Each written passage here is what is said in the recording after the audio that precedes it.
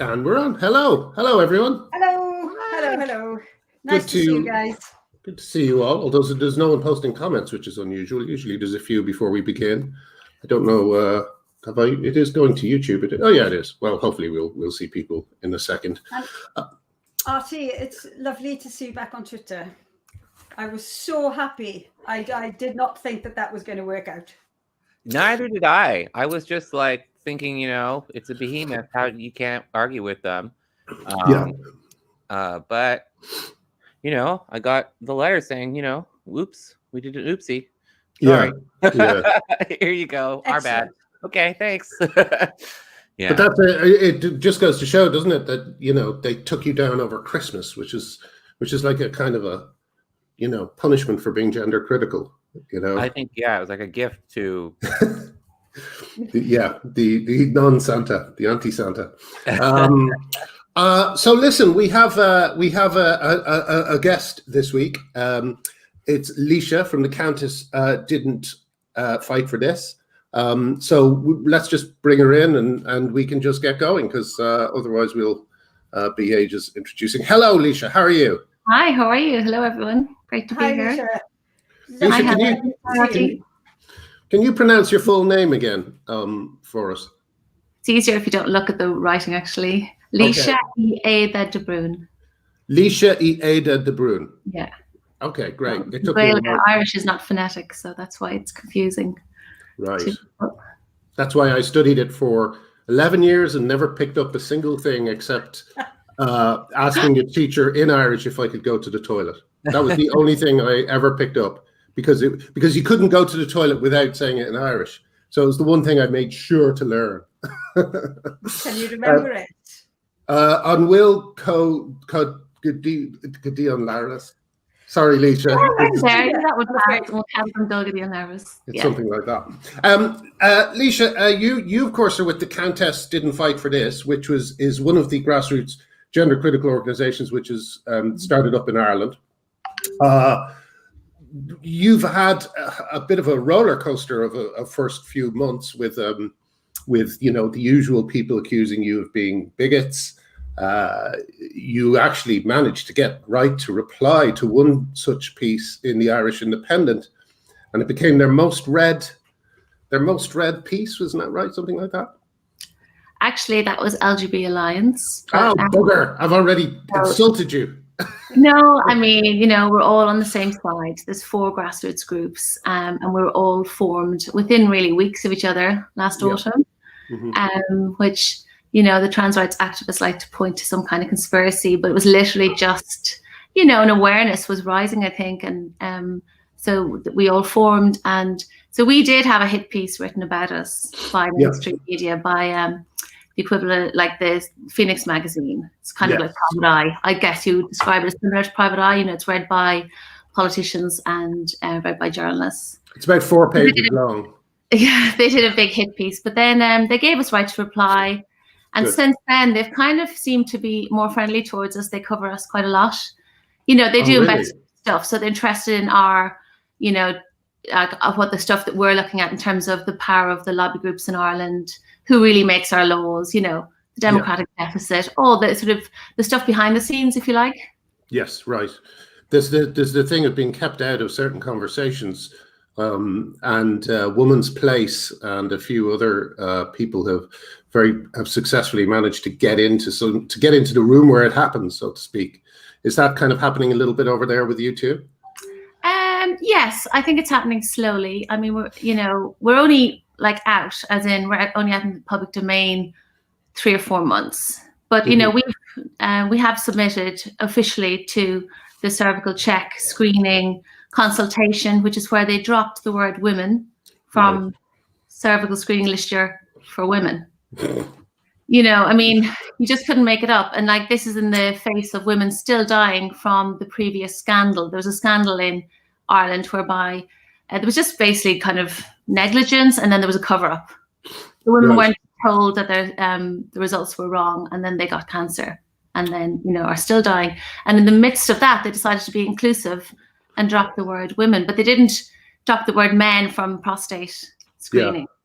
Funnily enough, it's interesting. I'm doing Sorry, guys, I haven't let you guys speak yet, but I'm doing a piece for my blog, which is basically just looking at Twitter's hateful hateful conduct rules, and the thing they don't allow is quote unquote reducing people to their genitals, but they don't ban people for using things like uterus havers and menstruators, but they do ban people when they call a bloke with a penis a man. That's what they will ban you for. It's extraordinary. It is extraordinary.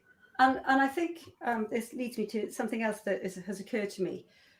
The asymmetry in Twitter it's so extreme that what it's done is that it's emboldened a lot of misogyny. There are people there who feel that they're sort of they can say whatever they want with impunity, and to an extent, this is true. So you've got women on one side having to be extremely careful at what they say, and then you've got activists on the other side and extremists who just say whatever they want, and they very rarely get banned. I mean, I report people sometimes for things, and I think, oh, surely this will get them banned, and they don't get banned at all. But what the end result of this is that you've got women putting forward reasonable arguments, and you've got men sort of pointing and screaming penis in their faces, and actually it looks so bad for them. People have got so caught up in the joy of the misogyny that they seem to have forgotten that some of the things they say are really quite unconscionable, and people can take screenshots. And so I am now actually I've finally got to the stage where there is so much stuff out there said about even just me personally, and that's the tip of the iceberg, that I'm collating it all, just to show what the sort of things that are thrown at women, and that Twitter allowed to be thrown at women in order to try and silence them. And I actually think it work against them in the end. That might be a good companion piece to the one I'm doing at the moment. At the moment, I'm doing a piece that's listing all the reason women have got banned from Twitter. But I'd love to post what men are allowed to say to women on Twitter without being banned. That would be very useful. And I'll bet a lot of those things you could never say to a trans woman. Exactly. And It's like you wouldn't want to. I wouldn't want to. And there's no one on this side would want to. Yeah, it's absolutely true. No one on this side would want to.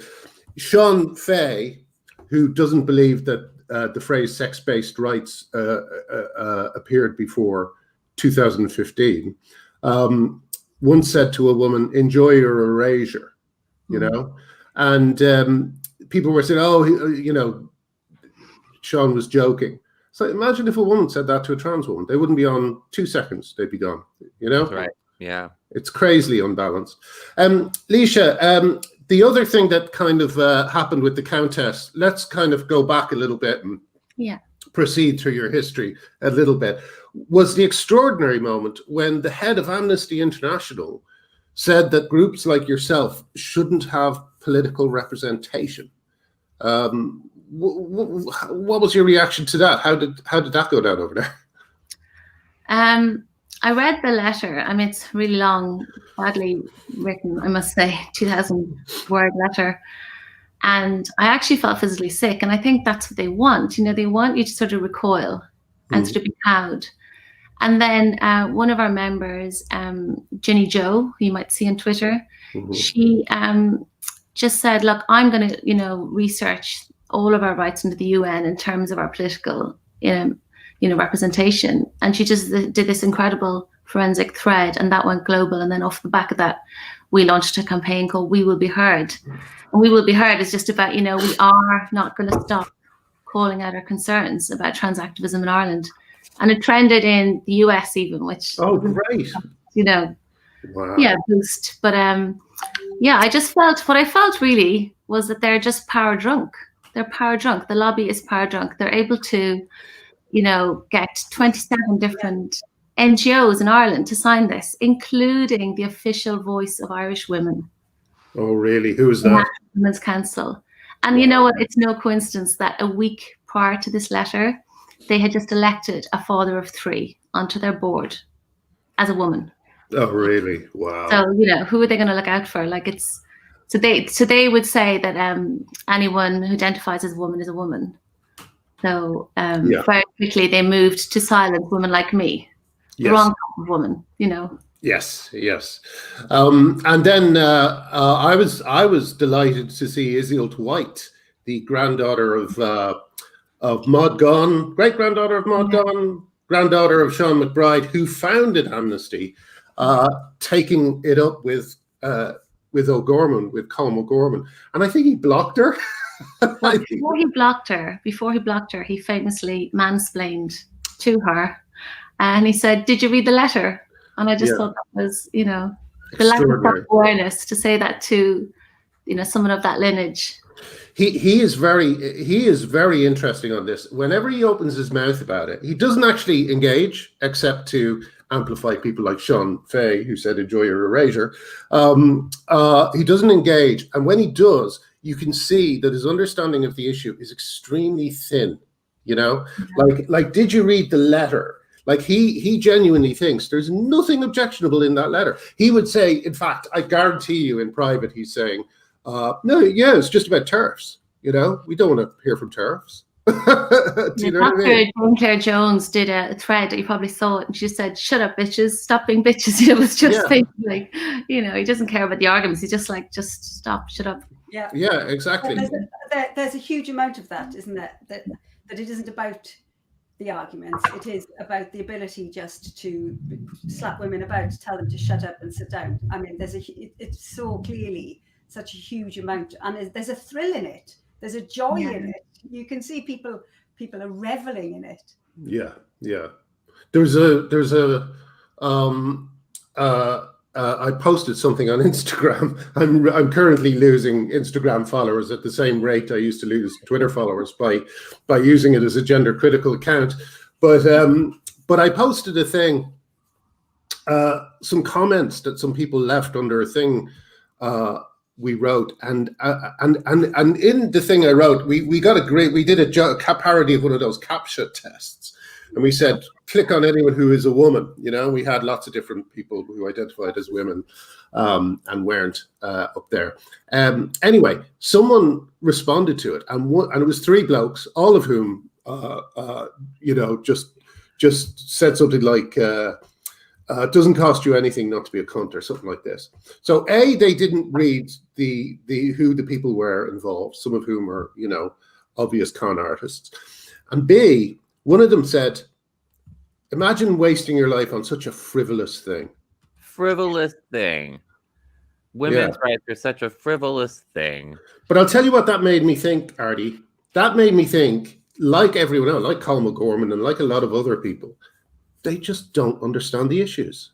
They don't understand that women's issues matter. I just don't think they've ever thought about it. Which I think, I don't know how anyone could. That CAPTCHA thing was so brilliant. It was so funny, like screamingly funny, and it's just so shocking to see these images. Right? I've shared it with some friends who, I mean, everybody was just screaming at it. It's a home run in terms of people who are sitting on the fence. We really, it reaches them hard.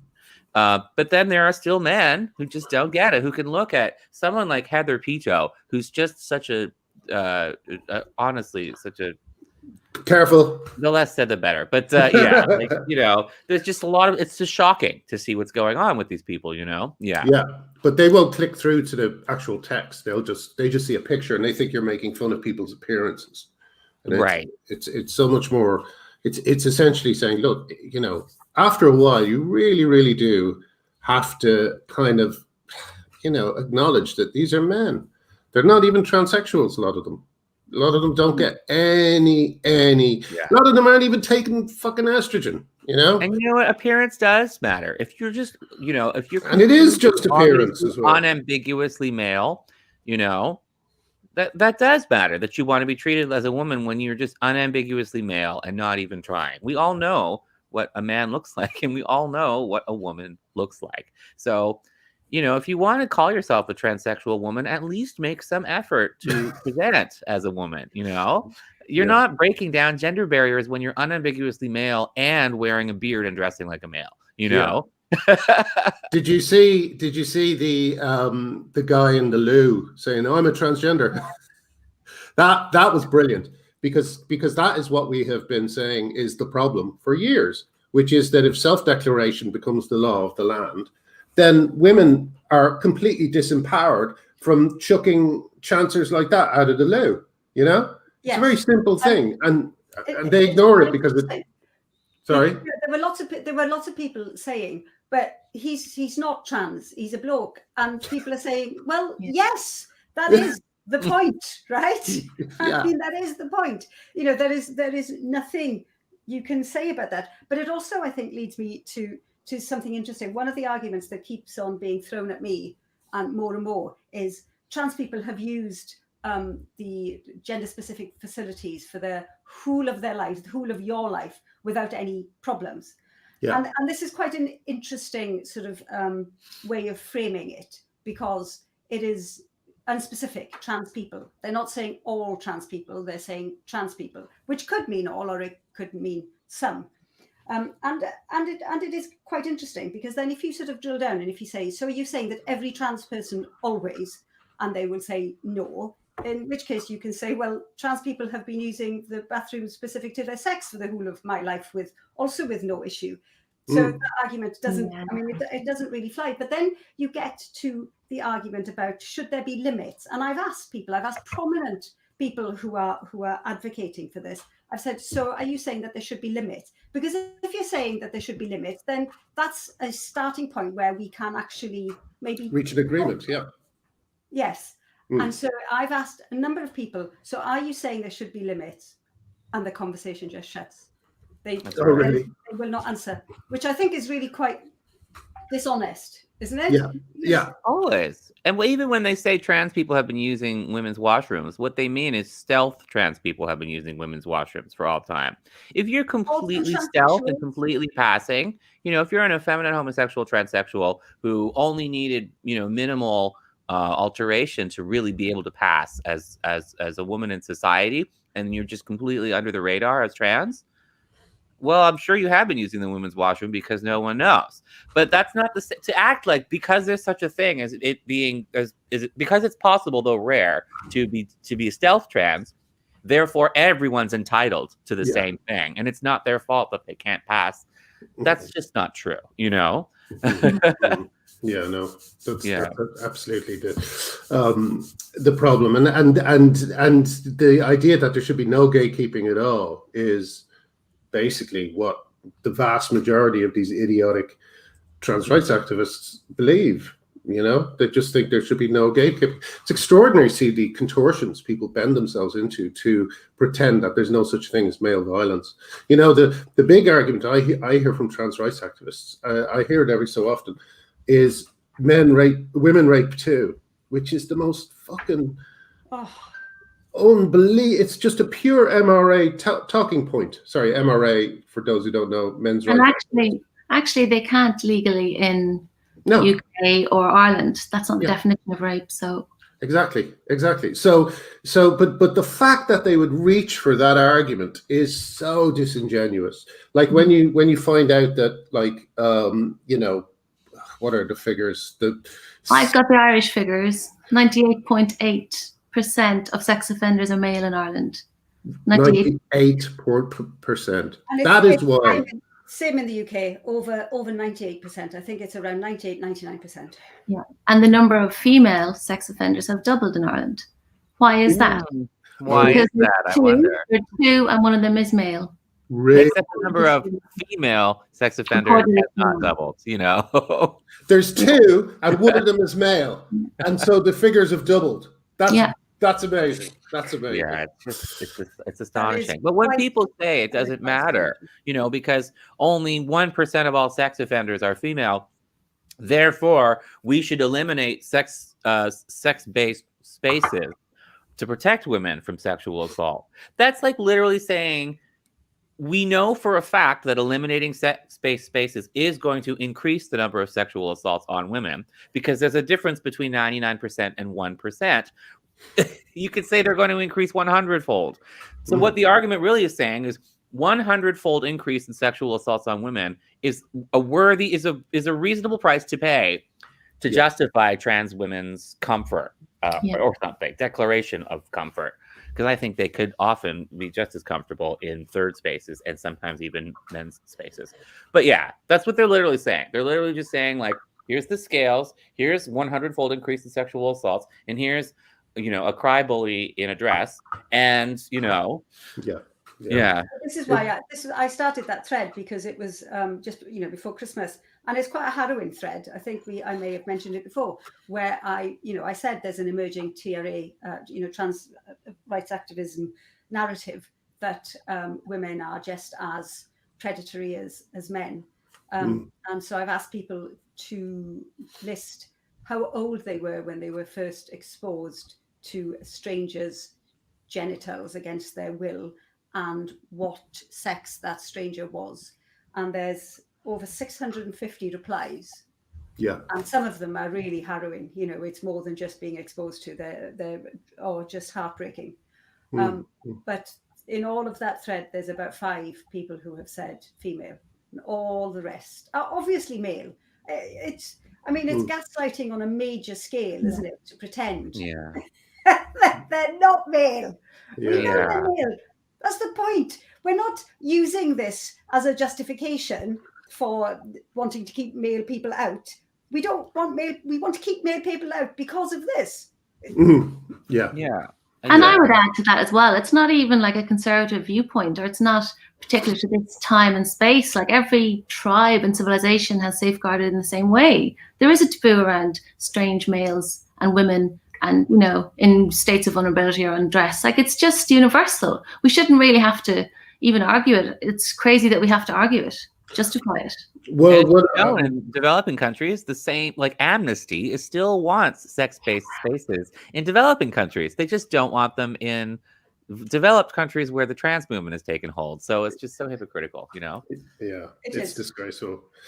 Laoise, do you see the kind of misogyny that you see coming out of organizations like Amnesty as part of Amnesty Ireland as part of a continuum in terms of misogyny in Ireland? Absolutely. Just because this movement is progressive and people believe it to be progressive doesn't mean it is. It has to be judged by the values behind it. Like, for us, there's a clear line from the incarceration of women, the oppression of women, the misogyny, the shaming of their sex bodies. You have to remember, in Ireland, like, and you were instrumental in that campaign, women were eventually given the reproductive rights years after we brought in self-ID. Self-ID without any medical or legal gatekeeping. And now we're living with the consequences of that, with rapists put in jail with women. And, I made this point earlier today. I was doing some writing. The same women who were put in mother and baby homes, the really poor without any family, support, a lot of traveller women, they're the ones who are now in jail with rapists in Ireland. And everyone thinks this is fine. And people can't see, that it's the same. It is a continuum. It absolutely is a continuum. Do you think that this is sort of a part of a rebound effect, that because Ireland has opened up and become so progressive so rapidly in recent years, that this is a side effect of that? I think it's I don't know if it's a side effect. I think we sort of segued from one theocracy to the next, really. We were doing everything sort of to be the best little Catholic country for kind of Vatican points, and now we're signaling to the world for woke points. Right. Behaviors, Yeah. Like, we're getting, edicts from on high, and we would have probably been blasted from the pulpit by the local parish priest. It's a lot of the same kind of community-based, sort of sanctioned, dehumanizing of a certain type of woman. Like, even today, okay, this will give you a good example. So, the kind of commentariat in Ireland, where the locus of power is politicians, NGOs, commentators, were saying they couldn't bring themselves to say the words mothers and babies. They were saying people with vaginas were particularly affected. About the mother and baby homes? No. Yeah. Which were actually called mother and baby homes. That's what they were actually called, right? No, but what I mean is the writing, like, this was, people weren't served by the state. The state failed people. They especially failed people with vaginas. What the fuck? Really? Wait a mean, minute. that's This was a mind historical thing that no longer exists, mother and baby homes? Yeah. The last Magdalen laundry only closed in 1998. That's right. So there was not a even- single male person in a mother and baby home. You have no reason to be trying to use inclusive language in something that is over. Exactly. And, that never had a single trans person in it. Give me a break, Yeah. I mean, but also, the insult to lose the word that describes you after they already kill their babies and kill them and work them to the bone. I mean, to insult their memories in this way is extraordinary. Yes. I mean, another layer of dehumanizing, isn't it? It's another fresh layer of dehumanizing of those women who were already treated like subhuman. Yeah. Yes. Yeah. Yes, I mean, it really is. The doublethink is so strange. I was just talking there about how Twitter, allows bans people for quote unquote misgendering, which actually means correctly sexing someone, but doesn't ban them for using phrases like bleeders and cervix havers and so on. I mean, it does boggle my mind that people cannot see how wrong this is. Graham Norton, who I love, wonderful man, had him in TED. He was a great addition to TED and really made that episode. But for him to not understand at this stage that this is about not trans people, but it's about the ability for any man to identify as a woman and what that means for women's rights. That is what it means. Transsexuals are, a vanishingly small percentage of the people who are now calling themselves trans. A lot of people who call themselves trans now, I mean the male to female, are, fetishists, I mean, the AGP, sorry? It's about women, isn't it? There is so much of this that is about women, and we are so not centered. It's not about women. It's people don't want it to be about women. They don't even think about it being about women. It's about trans people. But actually, it's so much about women that it's extremely depressing how people cannot see it. That guy who said it's frivolous, I mean, he just does not see women as existing in a weird way.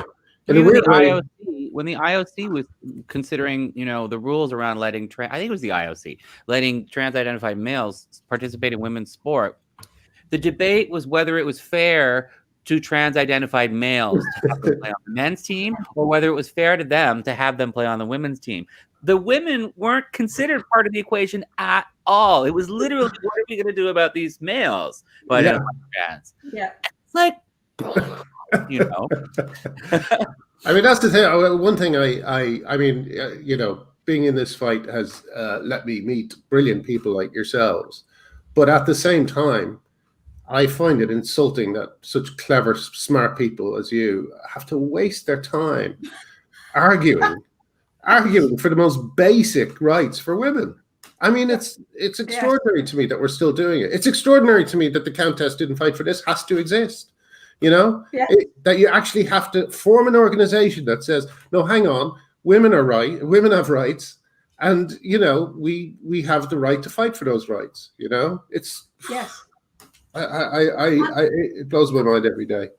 I don't really view this as a new wave, though. I don't know what you guys think, but I don't see it as a new wave of feminism. I think it's we're back to ground zero. We're like the suffragettes. We're literally fighting for our ability to be in the public sphere, both literally and in terms of our voices being heard, and for our definition, our rights to be women, and not have women include some men who think they are women or say they're women or believe they're women. Just women.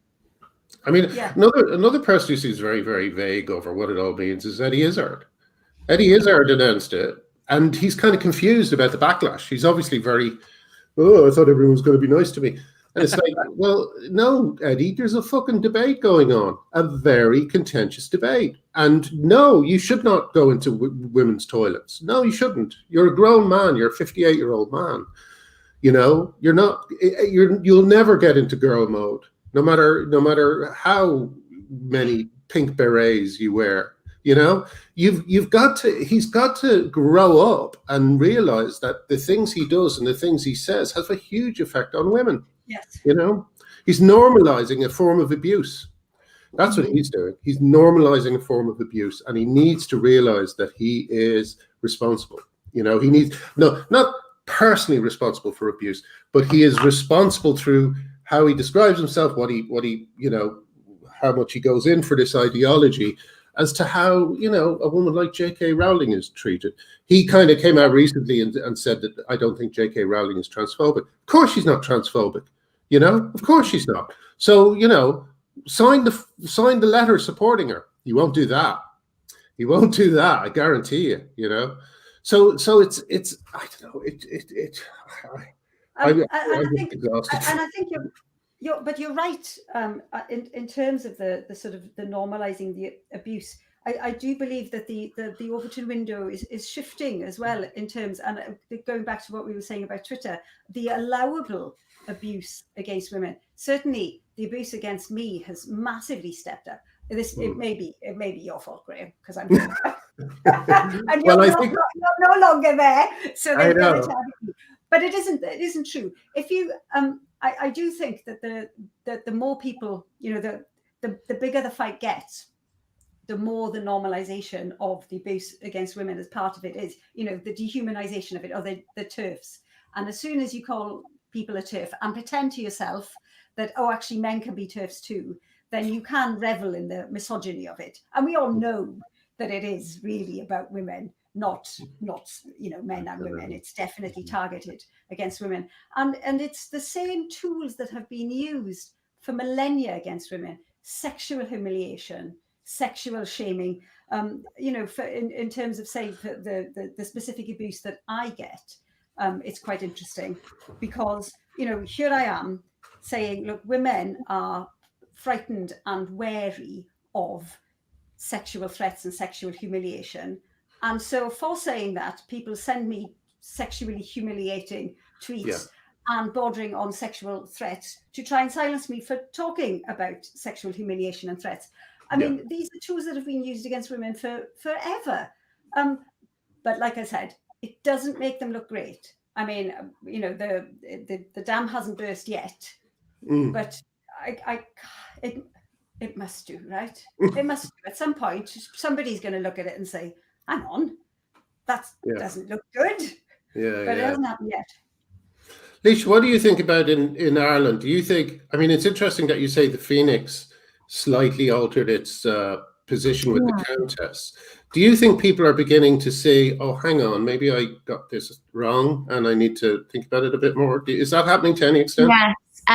You know, to Helen's point, we're seeing a different type of Overton window shift. So, you know, just since we launched, our first kind of goal was just public awareness. It's like a public service, really, literally trying to explain what self-ID is. It's not a tiny handful of post-operative transsexuals, as we used to call them, you know, what it really means. And there's no medical gatekeeping, criminal gatekeeping. And so we have managed to make enough noise that already the Overton window has shifted from, oh, there's no debate, nothing to see here, we are the golden child of self-ID globally, to actually there is a debate. Some people aren't happy. There are new groups. And not why, or what their concerns are. And now that's shifting again.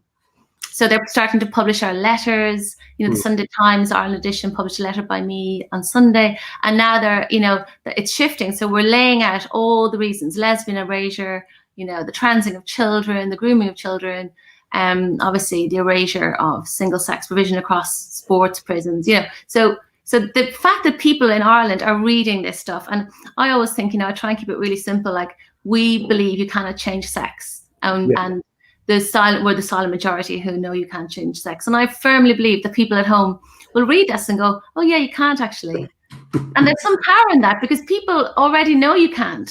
But, you know, they're cowed into going on with it. There's a strange kind of schizophrenia that people seem to have, where they go, well, no, that's obviously true, but you shouldn't say it.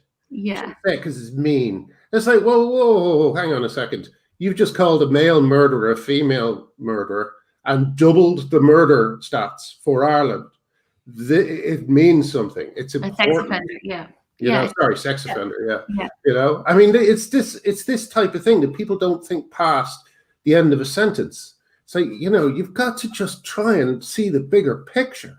You know, there's the idea. That's the point. It doesn't exist in a vacuum. You know, like Eddie Izzard. I think genuinely, I think you're right, Morty. I think he thought people would feel really sorry about him in his story, and you know how he went into the ladies' loo and these teenage girls chased him and all the rest. But like, his right doesn't exist in a vacuum. That's the thing we have to get across to people.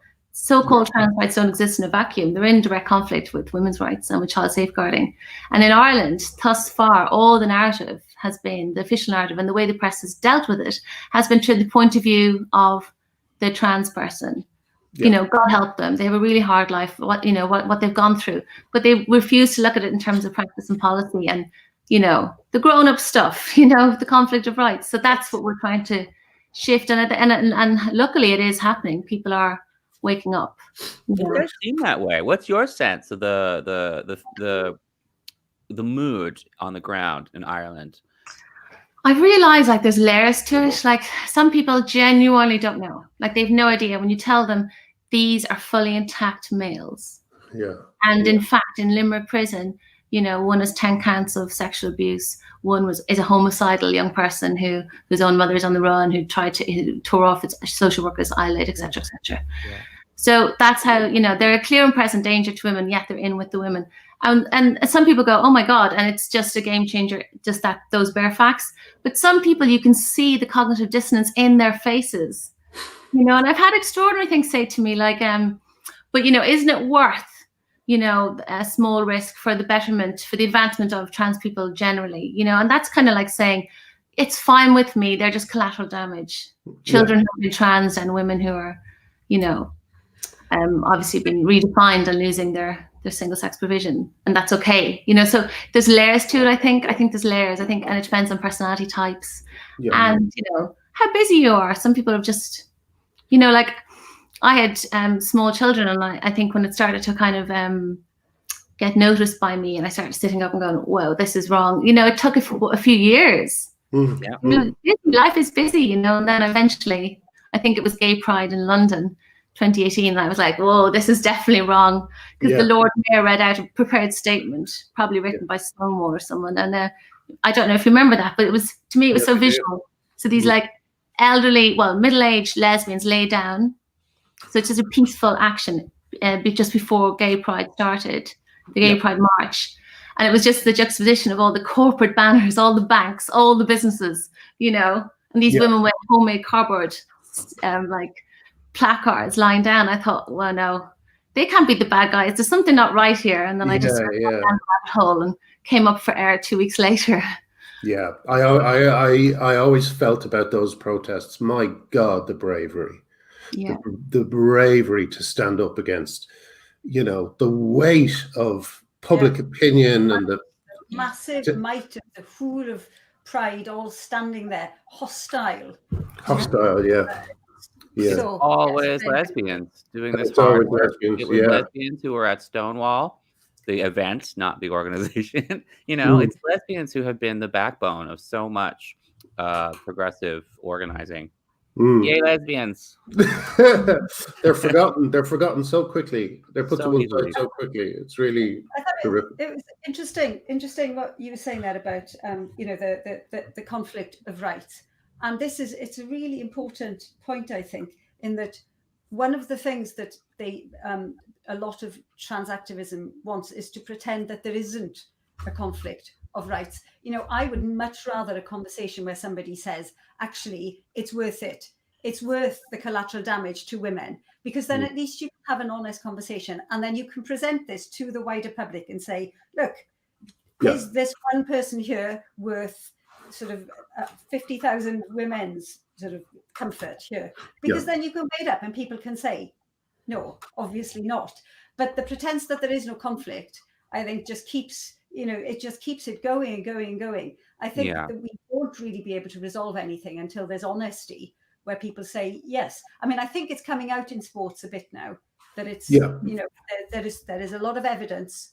There's a lot of evidence on one side, and there's a lot of hyperbole and emotion on the other side, but there is a clear conflict there.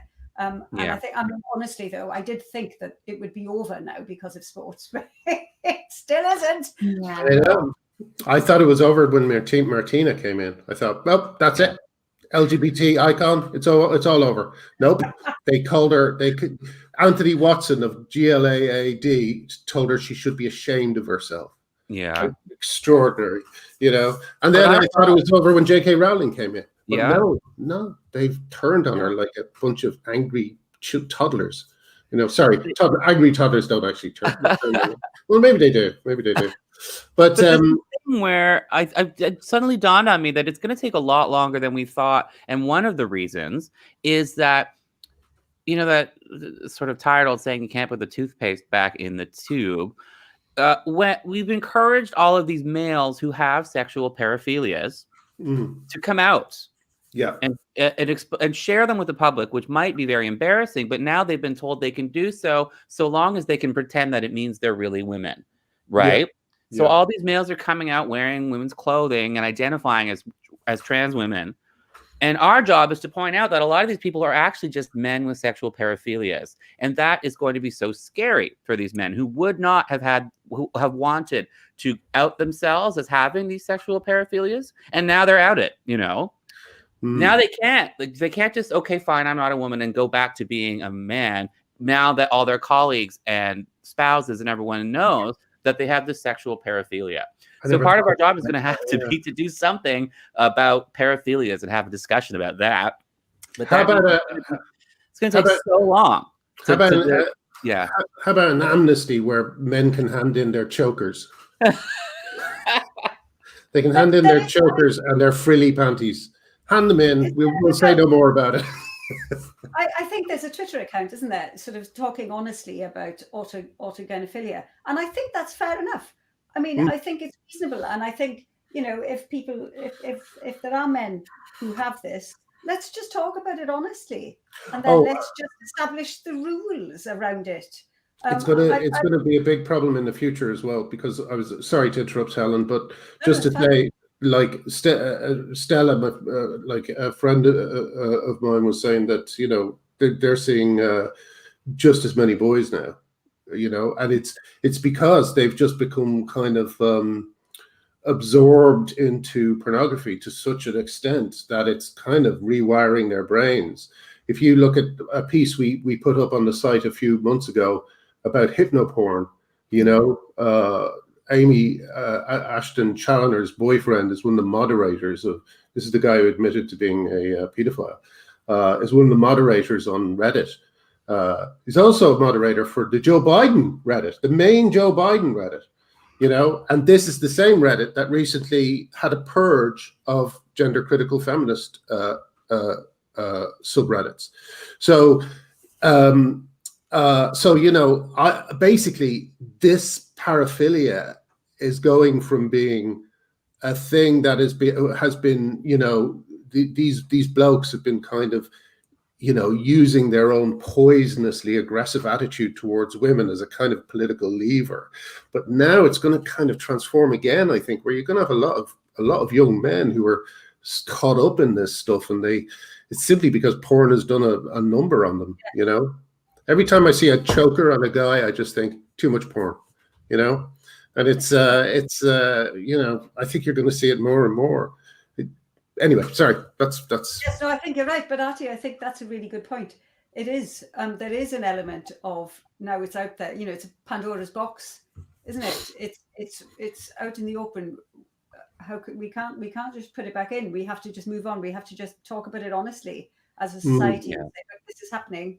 And we need to have some rules around it, I think. Yeah, that's a really hard golden bridge to build. We talk about the golden bridge for your opponents to retreat. Well, if your opponent is a coworker who's trying to get you fired because you won't acknowledge that they're a woman, and you have to tell this person, well, you have a paraphilia, and we all know it now, that they're going to fight viciously, to oppose that because it's embarrassing. We're gonna have our work cut out. There might be like a softer way to, like, I totally agree with everything you're saying, and it's so interesting. I haven't thought of it that way before, that you know, it's the most common paraphilia, and now there's a kind of get out clause that it's, you know, ostensibly respectable, and my God, it's been funded and lauded by governments, by states, by, you know, corporate power, tech, pharma. So how do you get past it? It's like the genie's out of the bottle, and I think, you know, it's more like saying it's okay to feel like a woman, but it doesn't make you a woman. And it certainly doesn't make you a woman, like in Irish law, for all purposes. For all purposes means it's an access all area pass to everywhere. Yeah. To the changing rooms, to the toilets, to the prisons, to the hospital. Like, that's where the line has to be. I think, you know, you can do that without getting into the nitty-gritty of what's fetish, what isn't, what's compulsion, who's suffering. You know, you can just make hard lines around this. We have to, don't we? I mean, part of the problem is that you've got a whole, as you say, politicians, NGOs, whoever it happens to be, are all participating in this delusion, which is kind of like the idea is that you help their dysphoria if you participate in it. I don't think that's true at all. I think you will make their dysphoria unbearably bad, because if you keep lying to them and telling them that, no, you're really women, you're definitely really women in every way, you know, and we'll even change the language to suit you, then you're creating an unsustainable fantasy that, you know, is just gonna crush some people. And you're absolutely then creating an atmosphere where people, mainly women, who will not bow down, will not agree, are just targets. Then, you know, there is no end to it. As long as there are people who say, well, actually, no, I don't agree here, then there's just fury, there's anger, and there's fury, and it's not going to abate until we say, okay, well, you can call yourself what you like, but you can't force other people to do it. And here are the lines that we have drawn, you know, the sex-based lines. I mean, I think that's it. I do think that the government needs to make good on their promise of clarifying the single-sex exemptions to the Equality Act. I think that would go a long, long way in England and Wales anyway, to sort of dispel any myths that trans people are allowed to use whatever bathroom they want or changing room they want, because they always have, and there's never been any problem. So shut up, you bigot. You know, I think we just need to clarify this, and the government should just do it. But obviously, I mean, to be fair, also the BBC needs to step up and do its job, which is to host a debate. This, like, apparently, a great thing happened this week. I was delighted to hear this, but it didn't happen this week. It was recent though. But Rachel McKinnon's bosses at their university said one of the things they said in their extremely critical report on it, which means you might lose tenure, which is hilarious because it's almost impossible to lose tenure. But he might lose tenure because, or she, because Rachel, one of the things they said is, you say we cannot debate this, but you do not give the reasons that we can't debate this. Your reasons for saying no debate are, you don't even present them. You don't even present what the reasons are for saying that we can't debate this. And I thought, wow, that's great, because finally people are beginning to see that no debate is just a lie, just a kind of con job, you know, to try and stop women from talking about their rights, you know. Yes. So hopefully that's going to happen in a more wider sense. Leisha, what actually happened with the report about the mother and baby homes? What did it reveal that's new? Well, more detail based on the testimony of survivors. And that's the first time that was done. But it's important to remember it's just a snapshot. So people are, you know, there's a lot of coverage of the figure 9,000 babies. And that's not to say that's not a horrific figure of dead babies buried in mass graves. However, it's a snapshot. The 4 biggest baby mother homes didn't even have records. I didn't say they didn't keep records, but I mean, they just didn't hand them over. Also, the mass graves haven't been found. There's unclaimed babies in these graves in Ireland as we speak. And the thing I think as well is, I mean, the Taoiseach made an incredible speech in the Dole today at lunchtime, and I was watching, as we all were, and he talks about the danger of institutional power. And to me, the whole exercise is really an exercise in institutional power, because, you know, when something like this happens, the government gets to set the scope, to the limit, the delivery. you know, like the survivors they're stakeholders, but they weren't involved in the process. And the same government, and this is extraordinary, our Minister for Children is also the Minister for Diversity and Equality.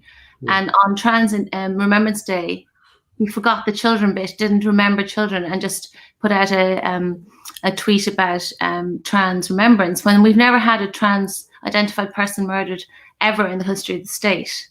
Yeah. But, you know, this is our recent past. And he also, this is the Minister for Children as well, tried to bury the administrative files about a few weeks ago, which document that this was not just like, you know, a few bad apples, or, you know, it wasn't the exception. It was 80 years, almost all of the history of our state, from 1922, from the inception of the state until 98, when the last home closed. So this was just how we lived, and it was a triad of state, society, and the church. You know, and when they say 9,000 babies, that means they were killing those children, right? Yes, I mean, they told the evidence is of dying rooms. So the children who were rosy-cheeked and robust, they were sold for huge donations to largely American families. Some were boarded out to local families in essentially what was child slave labor.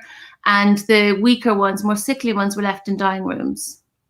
And those are the mass graves that we talk about. I mean, and the thing to always remember is the last Magdalen laundry closed in 1998. You know, so when the rest of so these type of homes did exist throughout Europe, of course, particularly in countries like Spain and also in the UK, but they were closing in the 60s. In Ireland, they were getting going. I mean, the worst mortality rates, you know, and that's the other thing. The state knew that the mortality rates were so high. In some of the homes, 80% of the children died. And the important thing to the woke in Dublin is to not call them women, to make sure they call them cervix havers or people. And you know, and Morty was saying about are we so progressive now that we've gone too far the other way? And I don't know. I think it's more that this happened with the collusion of people. Yes. And some just wanted to keep their jobs, some wanted to keep their ranking in society, some were afraid of losing money, losing custom, some didn't like to be, you know, and of course the church had power, but the power, you know, the power came from acquiescence from the public, from all the power, you know. So I see so many similarities with what is happening now. There's a book called Hitler's Willing Executioners, which dispels the idea that you know, the German people weren't enthusiastic in joining in with what Hitler was doing with Jewish people. And I think the same is true of every society. You know, people will generally take the path of least resistance. And if, you know, obviously, if you stand up like we have, you know, you get banned, you get thrown off social networking sites, you lose your friendship groups, you lose work. You know, I just find it extraordinary that people sleepwalk into these same situations over and over and over again. You know, I always say this, like sort of TERFs globally always say things like, you know, we're the great granddaughters of the witches they didn't burn. But in Ireland, we just look over our shoulder. This is our recent history, recent past. Yeah. And you know, before we kind of went over the trenches the night before we launched, I had a little sort of offered up, you know, a prayer or a thought for those mothers and babies, those women who no one could speak up for or didn't speak up for. You know, they were voiceless. And you know, my God, we're going to, you know, hold the line. We are going to speak up. We are going to do this for children and for women and for those women in Limerick jail. I mean, they're the exact same demographic that were put in mothers and babies' homes. Yeah. You know, and we will speak up for them. Well, I think that, I don't know what you think, guys, but I think that might be a great place to leave it, because I don't think you can say anything better, really, Laoise. You okay, Artie? Yeah. Good. You get very like an onion or something. I don't know. It is horrible. It's horrific. Laoise, will you come on again when you have something you would like us to talk about? It'll be a pleasure to get you back if you have anything going on that you need, you know, however many YouTube followers I have to see. Oh God, we're going to have to pour you a stiff one. It's I know it's early there, but you better have one. Laoise, best of luck with the Countess. Please keep us informed as to what's going on, and keep sticking it to them. And you know, we'll keep calling these women what they were, which is We women. will be heard. Yeah. We will be heard. All righty. Thanks, everyone. Yeah. Bye. See you next week. Bye-bye.